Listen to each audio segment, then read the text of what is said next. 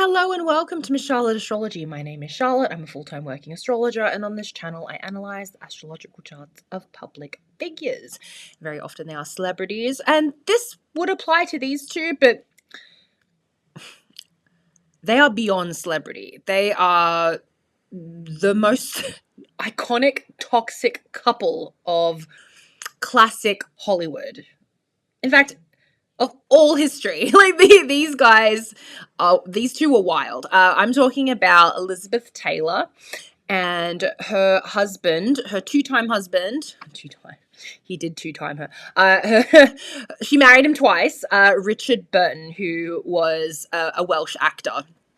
He was considered like the next Laurence Olivier, and then he got shat on because he had a drinking problem, and they, when I say they, I mean film critics, said that he squandered his talent. The man was a fantastic actor. Like, you just go check out his filmography. He was wonderful. That's why he made so much money, and he could afford all those diamonds for Elizabeth Taylor. They're very different people. I'm actually surprised that these two, I was looking at their synastry, I'm like, what? But they did have a true love and an attraction to each other, but I'm not going to glamorize how bad they were for each other. If you really want to understand how toxic they were, go watch the film Who's Afraid of Virginia Woolf. Like, you will not recognize Elizabeth Taylor in that film. She's fabulous, but she's evil. Like, she's very good in it. He's a bit of a prick too in it, actually. So it's about this like middle-aged couple, both of them uglied up for those roles, and they're just fighting and abusing each other through the whole thing. Like, it's so well done, but it definitely captures everything that was wrong with their marriage. Like, they perpetuated each other's addictions, like substance abuse. Alcohol was the fuel to their hate fire. So yeah, wild times.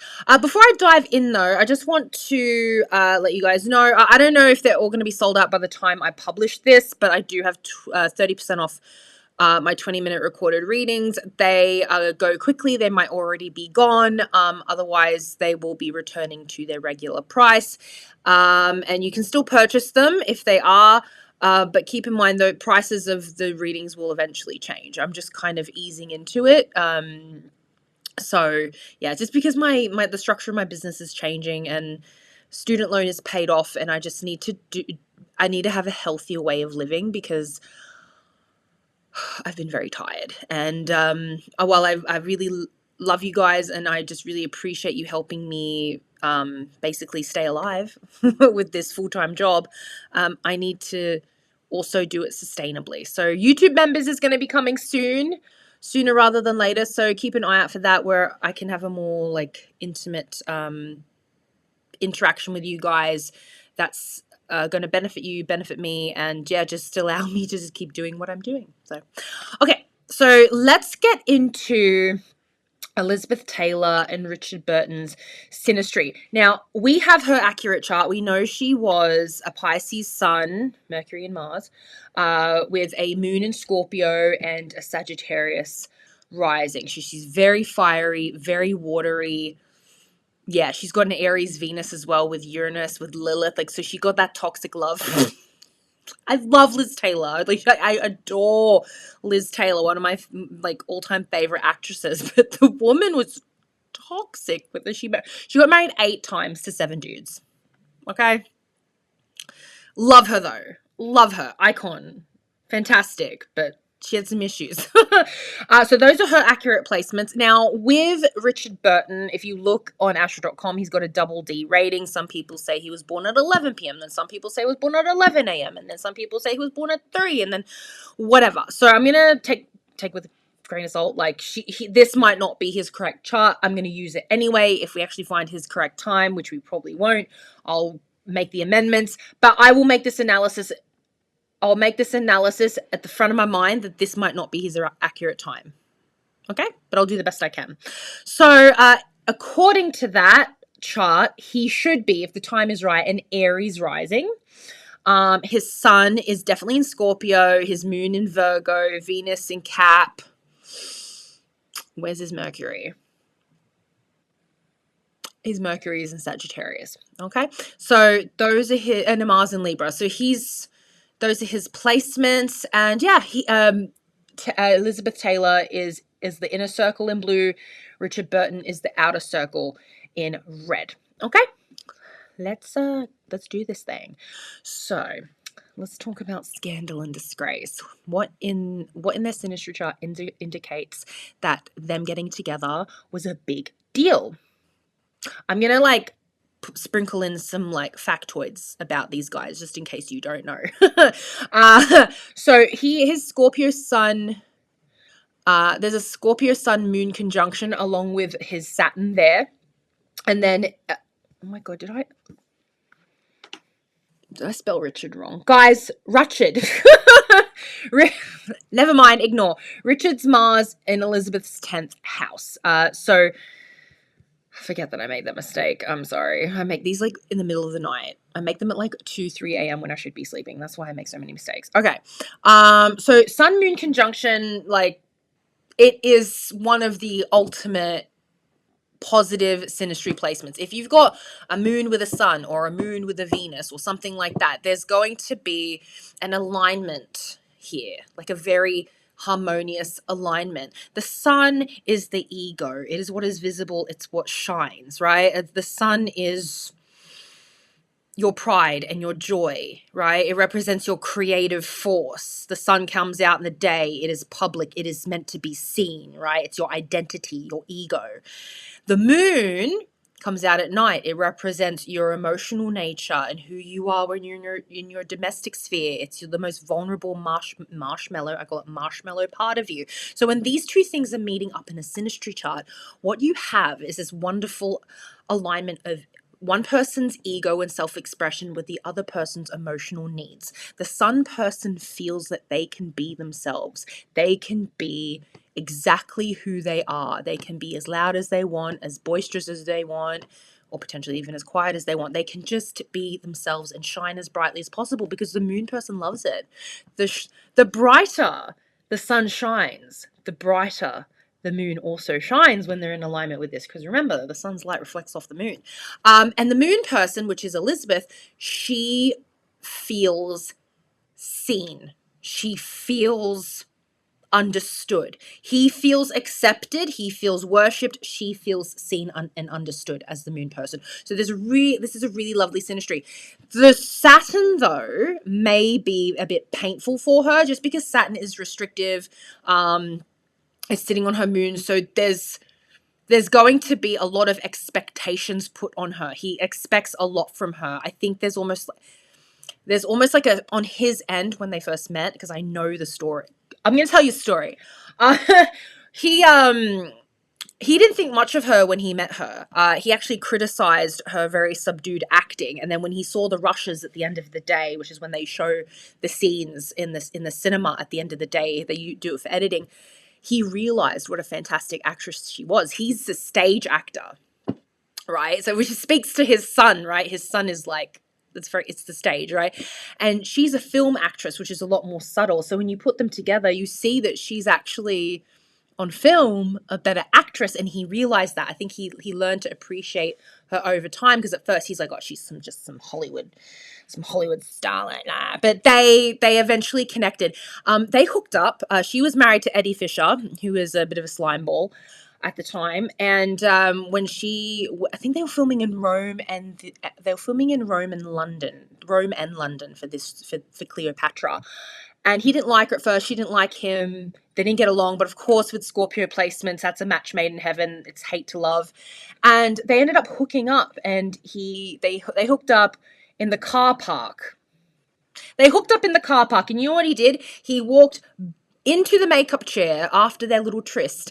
And he told everyone in the room, the makeup artists or whatever, the costume people, fucked her in the car park, boys. That's literally what he did. That's literally what happened. The love of the love of her life, right? The love of Elizabeth Taylor's life went into a room after he had sex with her and bragged about the conquest, saying that he fucked Elizabeth Taylor in the car park. Like, I'm just a bit disgusted. Like, I really like both of them individually as people, but that is some shameful behavior. Like, I'd just be like, if a dude ever did that to me, he might not be alive. Anyway, so that's the beginning of their relationship. And of course, her being a Pisces sun, she has no freaking boundaries. We're gonna get there because Pisces be delusional. I love you, but I know you. I got a Pisces Mercury. You don't think I've clocked you, Pisces people? You fucking love being disrespected. Absolutely. No, I don't. Yes, you do. That's why you stay around for these shitty people. His Mars, which is sex, which is anger, right? His Mars is sitting on her, whatever time he was born, it doesn't matter. His Mars is sitting in her 10th house, disgracing her. She had this, at the beginning of her career, this very sweet, still sexy, kind of sweet girl next door. She was like America and England's little princess because she's a dual citizen. And being with him, I mean, she already like married Eddie Fisher, and she had a lot of sympathy because Mike Todd died, and then she moved on with Eddie Fisher, but was kind of like, oops, I'm grieving, and I fucked my best friend's husband, now we're getting married. So people kind of felt sorry for her. They were kind of also clocking that she's kind of shifty in her relationships, but she still had like quite a lot of sympathy. She'd been through a hard time. But cheating on Eddie Fisher to be with Richard Burton, that was public. There are pictures of them on a yacht, like Bennifer style. Like, you think Bennifer were the only ones that went on a yacht and got photographed? No, they took that imagery from Richard Burton and Elizabeth Taylor. Go check out the yacht pictures in Italy. Go check it out. Yeah, and that disgraced her. Mars on her, and Mars doesn't even like this. Mars is not a good sign. I say Mars in Libra, it's not a good placement. There are benefits, don't get me wrong, but overall Mars in Libra is not a favorable placement. So having this at the top of her chart, disgracing her, over-sexualizing her, making her a controversial figure, being together, as much as it felt good, was not good for her image. So actually, it made her a bit more iconic, though. I'll say that.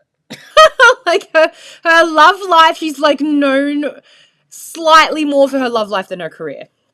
So not that bad, I guess. It's still like fame. All right, let's talk about the love of luxury. Richard Burton's Capricorn, Jupiter and his South Node are in there, and then her Venus playing into Elizabeth's second house. I need to say that again. Richard's Capricorn, Jupiter, and Venus playing into Elizabeth's second house. So when they got together, he bought her lots of diamonds and jewelry, which makes a lot of sense. His South Node is in Capricorn as well, with his Venus, with his Jupiter, with his part of fortune, if that's indeed his part of fortune, because we don't know exactly what time he was born. But let's pretend this is real. He made a lot of money. He was a workaholic. He's also a working class boy, like a Welsh kind of truck driver, coal miner, poor boy that came from nothing, who worked his way to the top of, to the top of his profession. He was the creme de la creme by the time he got with Elizabeth Taylor, and he made a lot of money. He continued to make a lot of money. I mean, this is Capricorn energy with Venus and Jupiter. Like he's really good at making money. He's also very good at spending it and being reckless with it. This energy falls into Elizabeth's second house of what? Money. So Capricorn is money. Second house, which is a Taurus house, is money. There's just a lot of money here. Saturn is not far away. So her being with him was very financially draining. If you can, go find the photographs of her with all the jewelry that he gave her. It's disgusting, and absolutely my greatest sexual fantasy is just being, because my Taurus Venus is like, yes, dripping in diamonds. It's just, it's debauchery, and it's glamour, and it's, fantastic. So yeah, he spent the early part of his life like working, like even though he was working the arts as an actor, he's got that Welsh working class, hard slogging kind of energy. And he manifested a lot of money from that. He didn't squander it all. I think he invested some of it, but a lot of it he lost. And certainly being with Elizabeth helped with that. Yeah. Yeah, they love luxury. They were very like hedonistic together. They loved alcohol, they loved food, and they certainly love diamonds. Purpose and pain, the Pisces and Aries conjunctions. Okay, let's talk about how toxic Elizabeth Taylor is. Elizabeth Taylor has a hell of a lot of Pisces. She's got a stellium right here, her north node's here, so there's almost like this. We love her. I love her. She's very compassionate. Like, she's a very compassionate, loving person. All the charity she helped, all the people. She used her fame for a lot of good in the latter part of her life. And in a similar way to, you know, Audrey Hepburn. I think even Audrey Hepburn has I think her north node's also with her Taurus sun. So she did a lot with her fame. That said, Elizabeth Taylor was a bit of an egomaniac, a lovely, kind person. I'm not saying she's a narcissist but I'm not saying she's a psychopath or anything. I think there are a lot of great qualities about Elizabeth Taylor, but she was a princess and she was someone that didn't have to have boundaries. She was the most beautiful woman in the world at one point. So, and yeah, Pisces just doesn't have boundaries. She even has a Mars in Pisces and a Mars in a conjunction with the sun. She got a temper.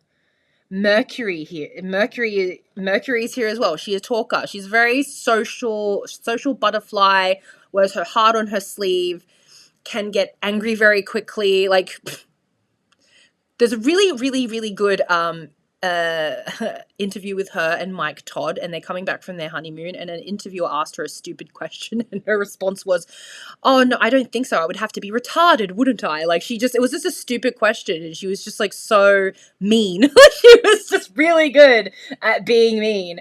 Now, with all these Pisces placements, and certainly with a very hectic Aries stellium as well, involving Venus and Uranus, like, her love life was insane. This is not nicely aspected with anything. Her Venus doesn't even line up well with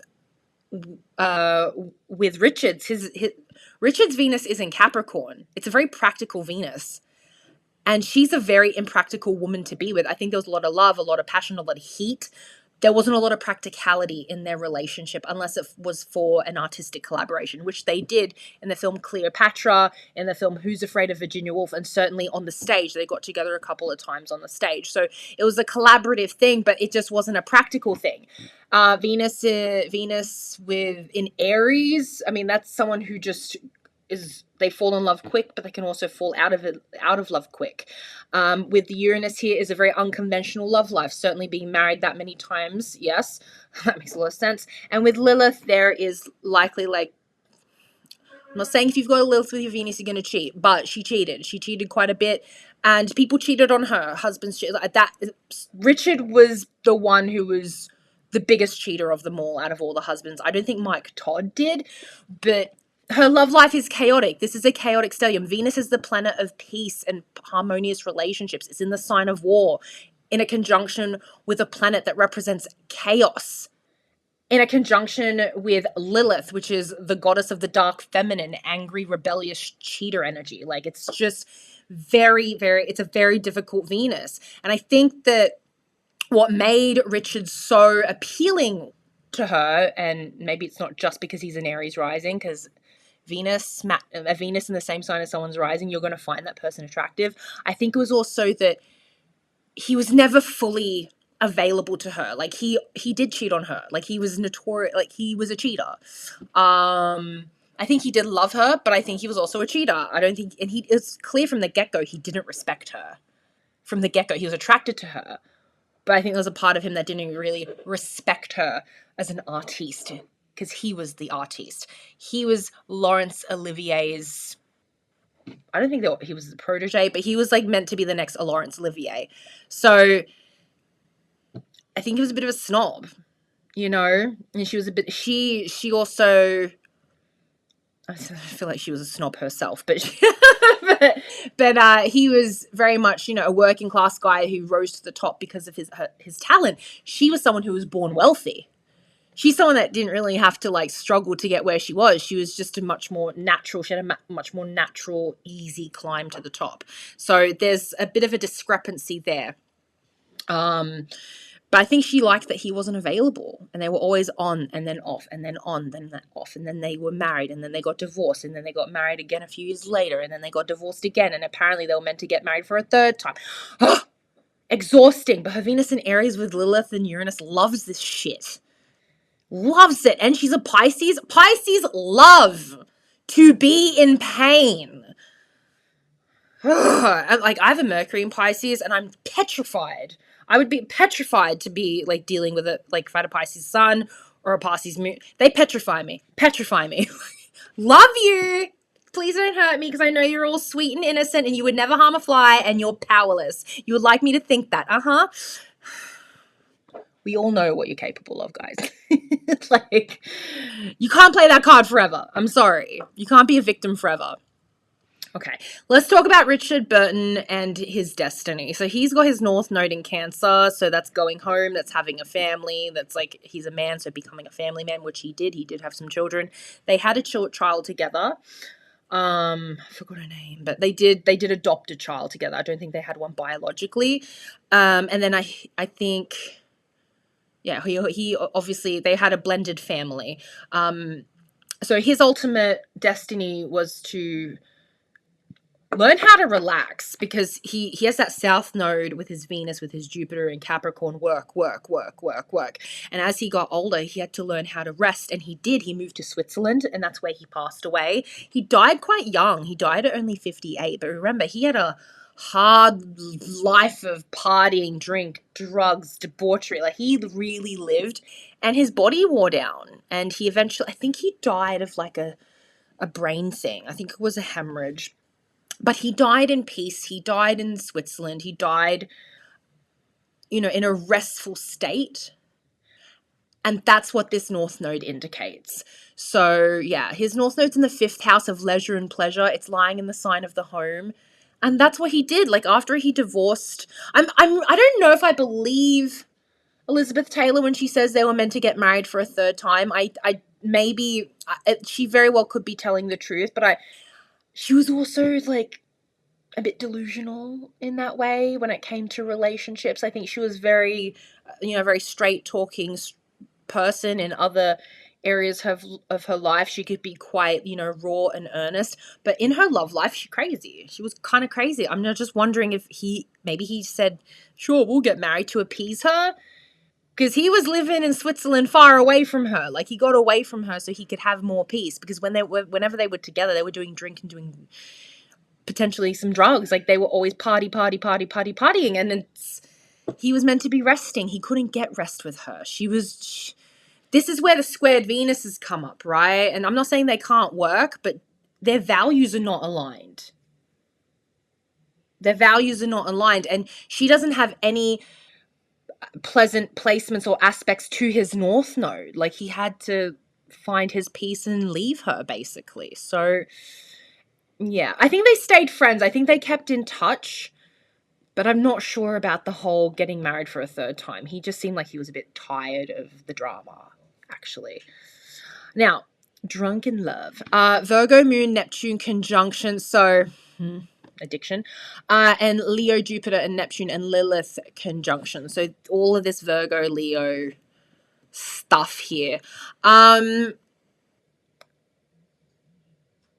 This is his 6th house. So do you see how Richard Burton has Neptune in the 6th house? Now, I'm not saying that every single person with this placement is going to have this problem, but Neptune is the planet of delusion and drugs and heaven and hell. It's like a very discombobulated kind of energy in his 6th house of everyday health and routine. So I reckon he woke up and had a bit of a French breakfast, you know what I mean? Like, have a cup of coffee and have a joint, or have, like, maybe it was an Irish breakfast. Maybe he had, like, a spiked coffee. That's like, when he gets up in the morning, he's probably going to be in his vices, or he's going to be meditating and doing healthy things. But it's a very unconventional 6th house. It's in Leo. I think being an artist, or in his case, an actor, was an ideal profession for him with this placement. But it also exposed him to a lot of vices and dangers. Now, with Elizabeth Taylor's Jupiter, which is expanse, right? It's expansive. Her Jupiter is sitting in a pretty close proximity to this Neptune, which perpetuates the problem. Both of them would, like, especially in the beginning, they would wake up and fuck and do drugs and have sex, and again, and then they do more drinking, and then we get to set, and then it's just like, it was just mayhem together. It was very hedonistic. Jupiter and Neptune, with both govern Pisces in the 6th house of health. That's some fuckery. Also, he got Lilith here.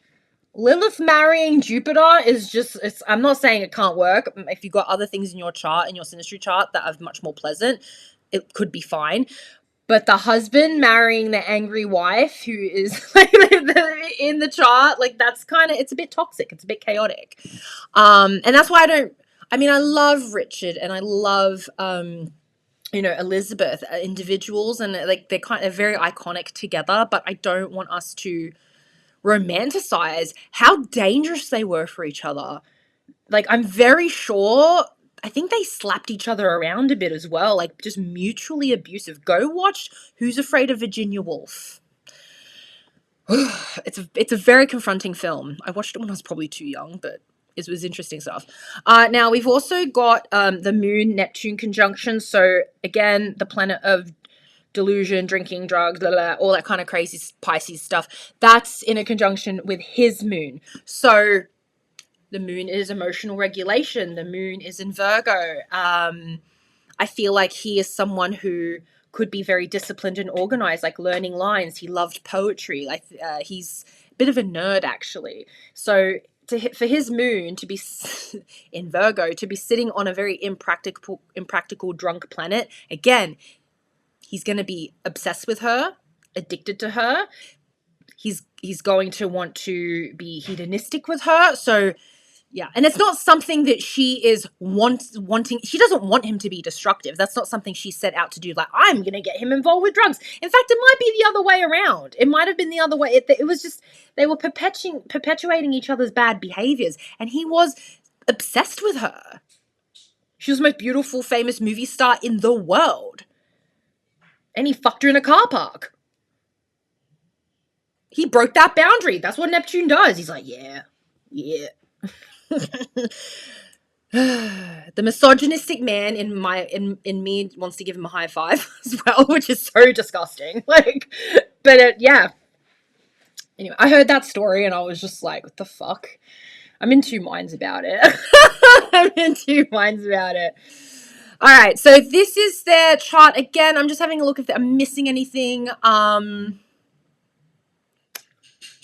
Here's the thing with Elizabeth, okay? And I know we think of these two as being the love of each other's lives, and to a certain extent, that is very much true, but they were also really not good for each other. And the love of each other's lives, but also the bane of each other's existence. They were the bane of each other's existence. There was as much love as there was resentment and fear and distrust between them. Ideally, with her being a Sag rising, she should have been with someone with a decent Gemini placement. She really should have been. Like, the ideal partner for a Sag rising is a Gemini placement. I know there's exceptions, but yeah, she should have been with someone with a Gemini, a soft kind of Gemini placement. Maybe someone with some solid, soft Taurus placements to balance her out. She needed that. He didn't have that. He didn't have that at all. I mean, his moon falls into her 9th house. So, and they did travel a lot together. That's another thing. Like, I talked about how the moon-Neptune conjunction is hedonistic on its own. But to have it in the 9th house of traveling, that's like drinking and drugs overseas. Like that, and they did that. They literally did that. On a yacht, on a jet, in front of royalty. Like, just, she were wild. Dripping in diamonds and doing a lot of drugs. Like, it's kind of, it's so toxic.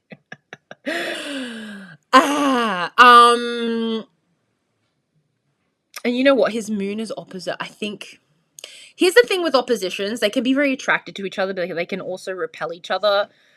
She's a lot of Pisces and he's got that strong Virgo moon. And I think there was a part of him, as attracted as he was to her, I think there was a part of him that was also kind of disgusted by her.